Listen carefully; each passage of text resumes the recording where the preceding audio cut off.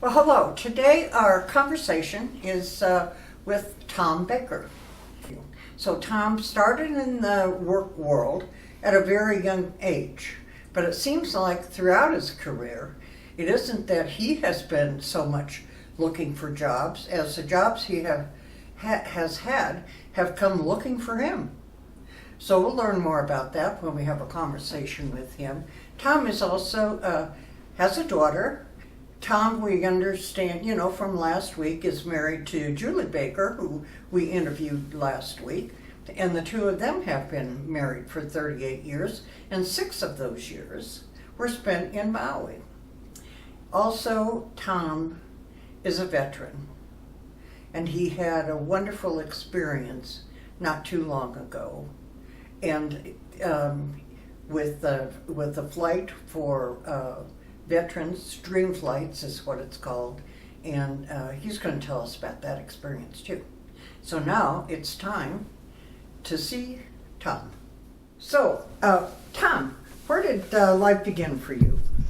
My parents were living in Norman at the end of World War II, and I was born actually in Oklahoma City at Wesley Hospital, which became Presbyterian, which became part of OU. But anyway, and that's where my life started. We moved back to Norman after I was born, and then we moved to Oklahoma City sometime in my early childhood, and that's where I started growing up in Oklahoma City. Do you have siblings? I have one sister who was born 6 years after I was. We have different fathers. My mother and father divorced, and mother remarried and had my sister. She's deceased now. She passed away several years ago. Well, you worked while you were going to high school, and so, as I said, you started in the workforce early age. Well, I was 16 when I walked into a drugstore where a friend of mine parents owned, and the mother said to me, "Would you like to have a job?" And I said, "Well, what as?" And she said, "We need people to deliver prescriptions." And that's what I started out doing, and then they moved me into back then drugstores all had soda fountains. Yes. And I became a short order cook and soda fountain jerk. Oh, right. So, do hamburgers, and is that what were hamburgers popular then? Is that what you did? Breakfast? Well, actually lunch. And Lunch. And milkshakes and all that. But, and then there was a large grocery store just down the street, and they used to come up there every day, and then one day they walked in and said, "Would you like to come to work at the grocery store?" So I left the drugstore for the grocery store. And did that until I got drafted. Okay. All right. So, and you did go into the Army after high school, I guess that's correct. Correct. And so what was your experience there? Okay, I got drafted in 1966 and went to basic training at Fort Polk, Louisiana. And this was in the summertime, and which was very hot down there that time of year. And while there, I realized I wanted to try to get back to Oklahoma. I knew Fort Sill was at Lawton. So I applied for Artillery Officers Candidate School and was accepted. And that's how I got back to Oklahoma. And when I was in what they called advanced individual training to get ready for Officer Candidate School, I started realizing that the casualty rate for an artillery second lieutenant in 1966 was 73%. That didn't sound really good to me. I didn't like those odds. So I told the commanding officer of my unit was a West Point graduate, and I said, "Sir, I've talked this over with my wife. I was married to my first wife, and we got married just before I went into the Army. And anyway, I said, I think we just don't want to make a career out of the military. So I'm going to drop my application for OCS and take my chances," which I did, and I got sent to a regular unit and spent over 20 months being what they call the headquarters battery clerk, which broke starch and white side sidewall haircut every day. So what after the service? What then? Well, after the service, I went to the VA. They had some job openings that they knew about. It was one of the functions of the VA, and they gave me 2 different places to go, and I applied at both places, and they both offered me a job the same day. So I got to pick the one I wanted. And what was that? And that was at a company called Transcon, which was a over-the-road trucking company that had about 100 locations across the United States. And Oklahoma City was the main maintenance facility for that company. I started out as a hourly job in what they call a Parks and Records clerk, and I was doing that for a while, and then the corporate office was in LA, and some people were in doing work, and they offered me a job in management. And so I took that job and did some work that had never been done in the trucking industry before. I developed a program for work measurement for mechanics. And so we developed labor standards, and I wrote the procedures for all of that. And So how did that come? How did that idea come to you? It's just well, observation? they kind of told me what they wanted me to try, okay. and they gave me the basic premises, and so I took what they gave me and just thought about it and wrote about it, and anyway, I ended up writing a manual on how to do all that, and it was very successful. Seems like you're kind of an idea man. Well, that you do manage to come up with possibilities. Well, it's just I was there enough to know what they wanted and knew how this. Yeah. It was about a 40-acre facility, and I went out and I just and some people helped me too. But anyway, so after I did that, I told you we had over 100 locations, and when some of those locations had problems, they had me go out and observe what was going on, make recommendations, and to management, upper management, what should be done, and then they decided if they wanted to do that or not. And the bottom line was, if they implemented it, my job only had to go back if the person that was supposed to implement it couldn't get it done. Yeah. And so that's what I did. Well, and as we mentioned, you were married and divorced, but you met Julie in the 80s. And when were you married? And you've been married 38 years. We've been married, yeah. We met actually in June of 1986 at a conference that was going on in Tulsa that we were both attending. We had lunch with mutual friends, and after the lunch was over, and I had let Julie's friend said to her, "Julie, that's the guy for you." And Julie, as you probably heard last week, had never been married. Yeah. And Julie said, "Well, if he's the one for me, tell him to talk to me next time." Okay. So anyway. So you were kind of a quiet person. Yeah, I was going through a lot of personal things at that time, so I did, I told Julie this. I said, when I looked at you, and I said, I thought that's a really nice, classy lady. Mm-hmm. And my thought was way too classy for me. Oh. And she'll tell you I was right. But anyway. Okay. She'll say that, huh? Well, but anyway, she was ready. Okay, so, and during that, your marriage, for 6 years, you lived in Maui. Yes. I see you have shirts that, and that's an especially attractive shirt that you had on today. So it kind of gives you the feeling of remembrance or being there. Oh, sure. So what, do you have another trip planned? Yes, we're going back next April for a couple of weeks in the middle of April. And So you'd go back once a year maybe? Once, sometimes twice. And during the time we were there, we made a lot of friends. And so we don't really have to do all the touristy stuff. We've done all that. Yeah. We go there, we lived, in a nice area, and when we were there, and we still stay in the same area, not in the place we lived, but similar. Right. And we just like to go there and hang out with our friends and just do what we do. Well, in the introduction, we talked a bit about your daughter now. What is her name? Her name is Stephanie. Okay, and but we didn't, and we said she had cancer, but you said to me that she had a very aggressive form of cancer. It's called triple negative breast cancer. And that means? Yeah, and that means that most breast cancers, and I didn't know all this until this happened, but most breast cancers come from one of three hormones. And this cancer does not, and that's why it's called triple negative. And it's a real aggressive kind of cancer that shoots off little soldiers all over your body. And the survival rate is not high, it's like 15%. And you have to be cancer-free for 5 years before they say you're okay. She's got 3 years now. Yeah.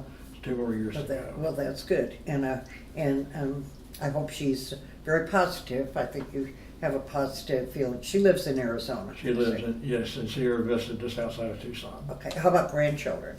I have 2 granddaughters. The oldest now is 40, and the youngest one is 37. And the 40-year-old lives in Norman, and the 37-year-old lives in Florida. Okay, well, it's good you have one that's fairly close to you, and I'm guessing you'll be able to see her Right. off and on. Okay. Now, who is Sophie? Sophie is our dog. Okay. A rescue dog. We got her when we moved back from Maui. We were looking for a dog, and she was found by some friends of friends on the Oklahoma City Golf and Country Club. And at night, they were out walking their rescue dogs on the golf course, and they had a 1-year-old white lab that pointed like a pointer does, to where Sophie was hiding under a bush. And they pulled her out, and she had 4 puncture wounds, they think, from maybe a high-powered BB gun. And she had tick fever, and she was just almost dead. And we got her 2 days later. And she'd been with us now for 8 years this month, as a matter of fact. Well, she hit the jackpot when she found you, did, or when they found you to take care of her. Yeah. So what kind of a dog is she? She's a Shih Tzu. Oh, okay. Right. And she's as cute as she can be. Now let's get around to talking about the dream flights. The dream flights. This has been very important to you. Yes, it has. In fact, I like to say that, when we moved here, when I was 10 years old, I didn't dream of living in a retirement center, of course, and so I, wasn't real sure about how this was going to be. But one of the benefits of Epworth is that this Dream Flights contacts, senior living places looking for veterans, and so that's what they did. And I was fortunate enough that I was selected to be one of the ones they chose, and it was out of Sundance Airport. And what they did. Now, is this a local or is this No, this is nation? This is nationwide. Okay. It started, I think, in about 2011. Okay. And they have another thing that a lot of the older World War II veterans have been able to do, fly to Washington D.C. and all that. But this is different. They take you up in a twin-engine Spearman. It was what they used to train World War II pilots in 1940. And so they take you up for about 15 or 20 minutes, and you're at about 1,000 to 1,500 feet, and you're just flying around. And you asked me if I walked on a wing, and you said, well, no, I didn't do that. You didn't. But it was really, what had happened though is I didn't really realize that I had some feelings buried about the time I was in the service. 1966, I was in from 66 to 68.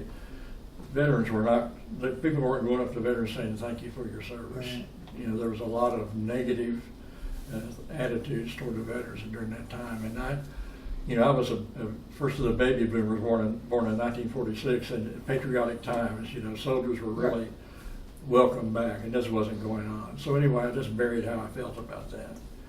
And I was out there watching the first 2 guys that went up in the plane, and they had volunteers. There was like 8 girls that worked at sports clips, and they're waving signs and saying welcome back and all that stuff. And They have pom-poms? They didn't have pom-poms, but it would have been a nice added, But anyway, it made me feel really emotional, and it dug out all that stuff I had buried inside. So it closed a thing in my background that I needed to have closed. I didn't know that's what was going to happen. And when we landed, the pilot and his wife would drive up from Fort Worth, and everybody's volunteers, and they have corporate sponsors that help it happen. But when they get you out of the plane, and they said, well, what was your favorite part of the flight? And I said, well, it wasn't necessarily anything. It was the fact that I explained how I felt after getting out of the Army and how I was treated. And I just told them probably 10 times thank you. Yeah. Because it was really, really important. Mm-hmm. And so it's kind of like when I first described it as maybe God was doing for me what I couldn't do for myself. And that's an added thing that happened when I came. It wouldn't have happened had I not come to Epworth. So that's a good part. It's wonderful you had that experience. Well, you do have hobbies. I did. Okay. Of course, I was a kid, I collected baseball cards. My grandfather, my mother's father, gave me a picture of a guy named Gene Conley, who was a pitcher for the Boston Braves, and he also played for the Boston Celtics basketball team. He was like a cousin, a distant cousin, and so he gave me that baseball card, and so I started collecting, and through the years, I accumulated over $1 million. $1 million? $1 million. Baseball, football, hockey, basketball, whatever it was. And I used to set up at card shows, do baseball card shows at the fairgrounds and different places, And then you could sell them. and I sold a lot, sold some in person. Also, I did over 6,000 transactions on eBay, so I could get rid of. It was really just a lot of fun doing that. Yeah. And I really was glad that I had that experience. So, but when we decided to move to Maui, I sold my entire collection at an estate sale, and in fact, the guys that did the estate sales said they'd never had so many men come to an estate sale. Really interesting. And at the very end, the stuff that hadn't sold yet, one guy made an offer for all of it. Oh. And I said, you can have it if you get it out of here today. And he did. So Okay. I have just a few things that I kept. So what, did you have some favorites in that collection? I did, and I kept just a few, just ones that really mattered Yeah. to me. Okay. And I kept those. And you still have I those? still have those, yes. Okay. Okay. So you're a sports enthusiast. Right. My mother was living, like I said, she lived in Norman, and she used to babysit the football players' kids. At the end of World War II, there was a lot of older players. Oh. And so she would take care of their kids when they went on the road, on road games. And so I was raised around OU football, and as my mother said one time, she said, your first words were not mama or daddy, they were boomer sooner. So that's kind of the way that went. Yeah, okay. And we went to a lot of, when Julie and I got married, we went to all the home games. We had season tickets for not only football, but women's basketball. And in 1999, we traveled to every road game in football, and also we went like a 1 week trip that took us to a football game in Louisville, Kentucky, and ended up at Notre Dame.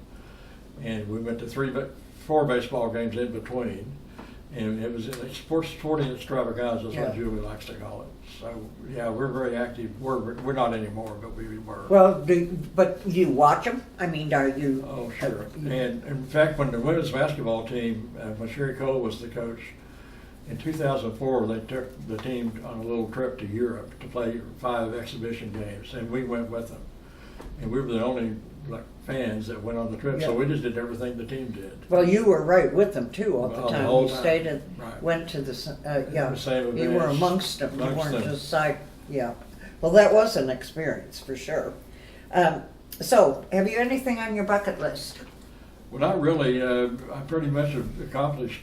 I think one thing Julie wants to do, and I would too, is she wants to go up and see Mount Rushmore. Yeah. So okay. in fact, we're talking about doing that next summer, sometime whenever it's close to Sturgis, where they have the big motorcycle thing every year. So Well, do you ride the No, I'm not a motorcycle guy at all. But we just want to make sure we're out there when the motorcycle thing is when going they on. come in? Yeah. Yeah. So there's thousands. It's a 10-day Yeah, event. you just want to see them. Have you been any place where they've gathered before? Not anything to that size. So that's one of the things on your bucket That's list. one thing we will is do. to We're see just all figuring those out, guys. well, we have a friend that has a place Yeah. up close to there we can probably stay at. Okay. So do they gather like that in the summer? When did they? They go every summer in August is when the motorcycle people, Okay. so we'll be there before that, probably in June. Right. Yeah. Well, it's been a pleasure to visit with you about your stories, about your life, and it seems like it's been a good one. So far. And we're really happy to have you a neighbor here Well, at thank Epworth. you. I So appreciate thanks, it. Tom. I Thanks very appreciate much. you asking me.